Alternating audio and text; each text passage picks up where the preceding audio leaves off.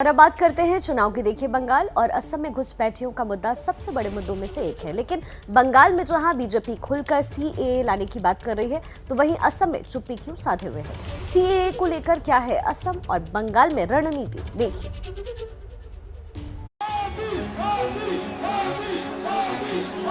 Citizenship amendment act को पहली ही cabinet में लागू कर जो ये सीएए है, इसको हम असम में और हिंदुस्तान में लागू नहीं होने देंगे। 27 मार्च को असम में पहले दौर का मतदान होगा, लेकिन उससे पहले कांग्रेस और बीजेपी के बीच सीएए को लेकर तलवारें खिंच गई हैं।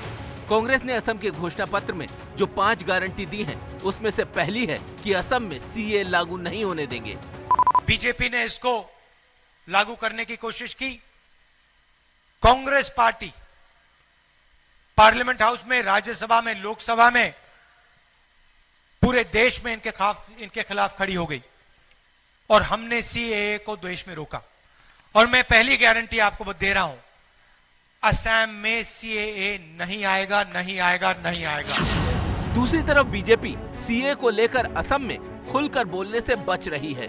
पार्लियामेंट में तो हम लोग के पास क्या है, ये सीएए के लिए एक भी असम का नुकसान होने नहीं दूंगा। हम लोग नुकसान होगा भी नहीं। बीजेपी अध्यक्ष नागरिकता कानून को लेकर दावा कर रहे हैं, लेकिन हकीकत यह है कि अब तक सीएए के नियम तय नहीं हुए हैं। बीजेपी की असल मुसीबत यह है कि सीएए के खिलाफ असम में जबरदस्त नाराजगी है और इसे लेकर वहां जमकर प्रदर्शन हुए हैं। ऐसे हालात में बीजेपी नागरिकता कानून का मुद्दा उठाकर कोई रिस्क लेना नहीं चाहती है, लेकिन कांग्रेस के आरोपों पर उसने पलटवार जरूर किया है। आप सवाल कीजिए राहुल गांधी को, विदेशी घुसपैठिया कौन लाया, किसके कार्यकाल में आया असम में, जिसके लिए असम आंदोलन करना पड़ा, और कौन सरकार ने 860 असमिया लोगों को हत्या किया। आपको याद है ना, कांग्रेस ने किया था। तो किसी भी हालत में वो असम का, असमियों का शुभचिंतक नहीं बन सकती।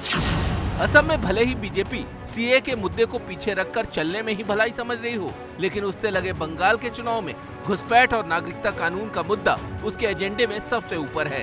बंगाल में बीजेपी का मैनिफेस्टो जारी करते हुए अमित शाह ने पहली ही बैठक में उसे लागू करने का ऐलान कर दिया। जिनको इनके मन में दर्द है कि हम वहां से शरणार्थी बनकर आए, आज हमारी नागरिकता नहीं। 70 साल से वो अवैध तरीके से रहे हैं। सिटीजनशिप अमेंडमेंट एक्ट को पहली ही कैबिनेट में लागू कर वो सभी को नागरिकता देने का काम ये भारतीय जनता पार्टी।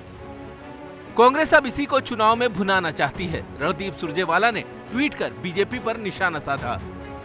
हम चुनौती देते हैं बीजेपी और अमित शाह को कि असम में भी सीए कैबिनेट की पहली बैठक में लागू करने का वादा कर वोट मांगे। बीजेपी का दो मुंहा चरित्र देखें। बंगाल सीए पहली बैठक में लागू करेंगे, तमिलनाडु सीए लागू नहीं होगा, असम सीए पर चुप्पी साध लेंगे। सवाल सहूलियत का है। एक जगह जो नागरिकता कानून वोटों पर चोट कर सकता है, वहीं दूसरी जगह वोट की बारिश करवा सकता है। सियासी दलों के लिए चुनावी मौसम में वोट जरूरी है, मुद्दे तो आते जाते रहेंगे।